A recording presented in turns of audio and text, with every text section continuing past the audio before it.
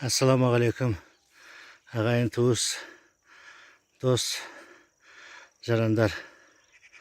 Бүгін мінекей, бүгінгі таңы 12 июнь 2021 жылы.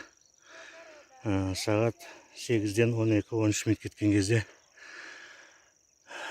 мынау Талғар жақтағы Бесқайнар ауылының төбесінде тұрмыз. Мынау сол ауыл. Алла тағаланың бұйырған мінекей бүгін өте тамаша күн болып тұр. Ашық, жел жоқ. Мынау шөптің иісі, мынау малдың жүрген тропинкасымен көтеріліп, мынау Алатау етегіндегі жотаға көтеріліп, мінекей қарындасым Сағыныш екеуміз осы жерді аралап жүрміз. Мінекей тамаша табиғат. Келіңіздер, көріңіздер. Ауасының өзі өте тамаша. Денсаулыққа пайдалы деп ойлаймын. Адамға не керек? Адамға көңіл керек.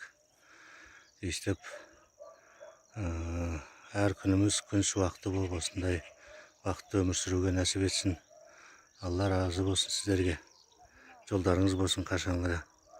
Денсаулықтарыңыз мықты болып, ойлаған ойларыңыз орындалып, армандарыңыз орындалып, дастархандарыңыз жақсылыққа жайылсын. Алла разы болсын. Көрдіңіздер қандай аромат шөптер өсіп жатыр, гүлдер өсіп тұр мінекей.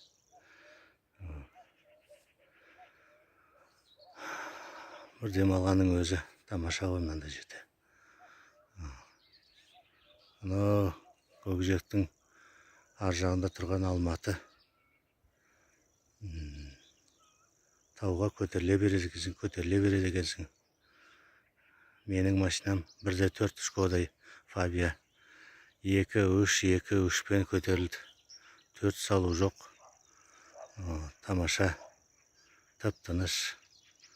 Төбеде демекі үйлер салып қойыпты. Көрдіңіздер ме? Өте тамаша. Аман саулықта кездесейік.